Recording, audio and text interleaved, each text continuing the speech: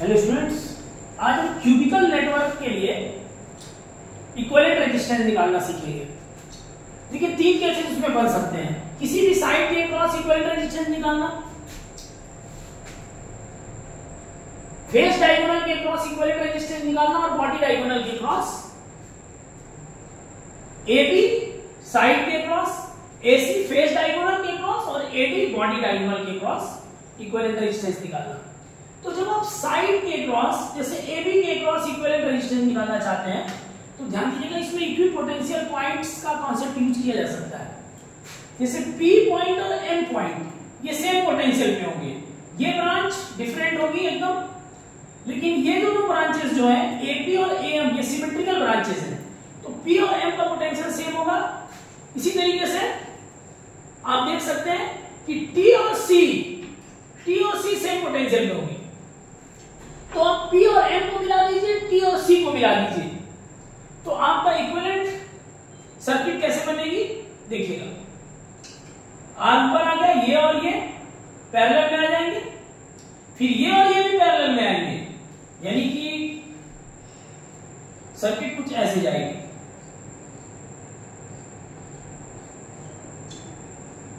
दूसरी तरफ आप T और C को मिलाएंगे तो ये दोनों रेजिस्टेंसेस जो TD और DC के क्रॉस लगे हुए हैं ये दोनों पैरेलल में आएंगे, और TB और BC के क्रॉस है ये भी पैरेलल में आ जाएंगे, ये और ये। तो फिर चार रेजिस्टेंसेस इस तरीके से कनेक्ट किए जाएंगे,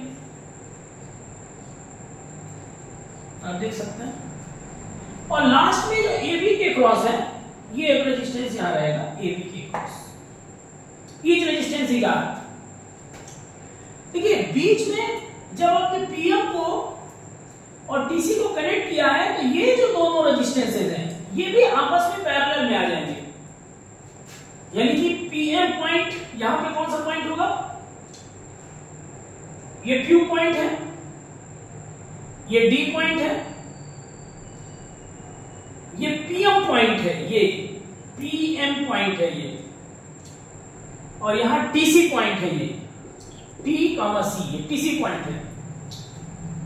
तो डिफरेंस सी बात है, टीसी पॉइंट और पीएम पॉइंट के बीच ये दो रेजिस्टेंसेस भी हैं, ये बीच में यहां पैरेलल में आ जाएंगे।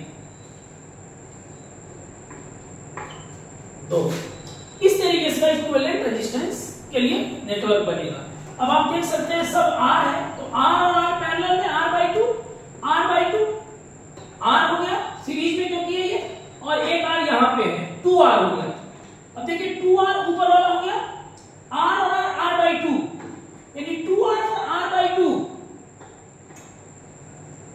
पैरेलल में हो गए, 1/2R R/2, तो ये कितना हो जाएगा 1/2R plus 2/R 5/2R 2R/5, ये 2R/5 यहां तक हो गया, यहां तक 2R/5। नीचे आते हैं R/2 R हो गया, और यहां 2R/5 में ऊपर इसके साथ सीरीज में है, यानी कि अगर आप R/2 और 2R/5 एक साथ लेंगे तो कितना हो जाएगा 7R/5। ध्यान दीजिएगा, अब यहां तक हम कर चुके हैं, यहां तक हमने निकाल लिया। अब नीचे एक पैरेलल में R है, यानी हम लिख सकते हैं सी हियर 1/7 R/5 प्लस, अगर आप देखिए यहां पर 7 R/5 है और ये R इसके साथ पैरेलल में है, तो अगर मैं 1/7 R/5 प्लस 1/R को पैरेलल में करूंगा तो 5/7R plus 1/R it will become 12/7R 7R/12। Finally equivalent resistance क्या आ गया इस नेटवर्क का 7R/12। ओके, दूसरा जो केस बन सकता है वो फेस डायगोनल का बन सकता है। फेस डायगोनल मतलब एसी के क्रॉस अगर हम लगा देते हैं, इसको हटा देते हैं, एसी के क्रॉस अगर हमको इक्विवेलेंट रेजिस्टेंस निकालना है तो देखिए फेस डायगोनल के क्रॉस अगर इक्विवेलेंट रेजिस्टेंस आप निकालना चाहते हैं तो सिमेट्री आप अप्लाई कर सकते हैं। सिमेट्रिकल प्लेन कहां से जाएगा, यहां से जाएगा, ये सिमेट्रिकल प्लेन होगा, ये सिमेट्रिकल प्लेन। ये सिमेट्रिकल प्लेन नेटवर्क को दो इक्वल पार्ट में डिवाइड कर रहा है, इसलिए आप चाहे तो जो रेस्ट ऑफ द नेटवर्क है, ये सिमेट्री का कॉन्सेप्ट इससे पहले मैंने वीडियो में डिस्कस किया है कि जब आपका नेटवर्क दो इक्वल पार्ट में डिवाइड हो जाए तो हाफ पार्ट को नेटवर्क के आप हटा देंगे, half of the part of the network will be removed. अब क्योंकि ये प्लेन ऑफ सिमेट्री में पड़ रहा है, ये रेजिस्टेंस भी हट जाएगा, तो आपके पास एक्चुअल में इस तरीके का कुछ सिस्टम आपके पास मिलेगा। यानी ये सारे रेजिस्टेंसेस एक जगह कनेक्टेड है, यानी टी क्यू पॉइंट और यहां बी एम पॉइंट, ये एक्चुअल में एक जगह ही कनेक्ट हो गए।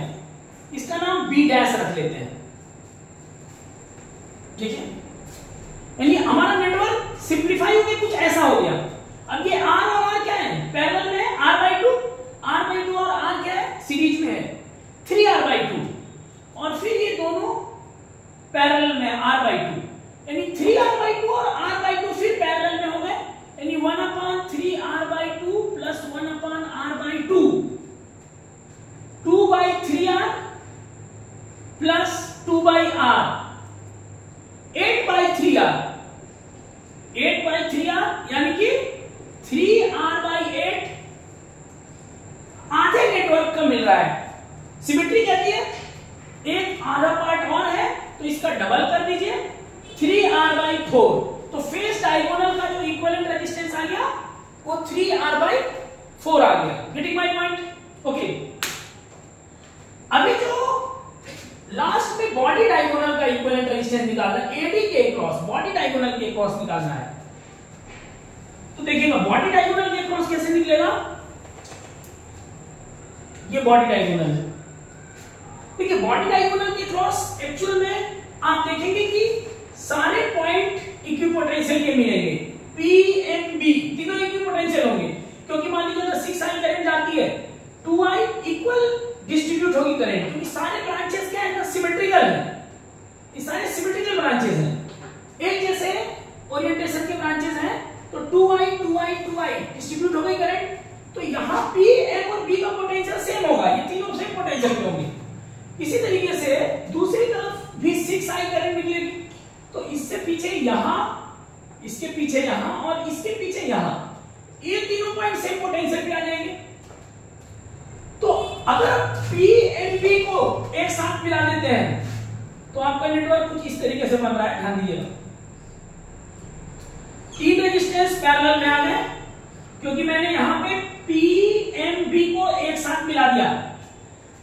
पीछे देखिए Q T और C,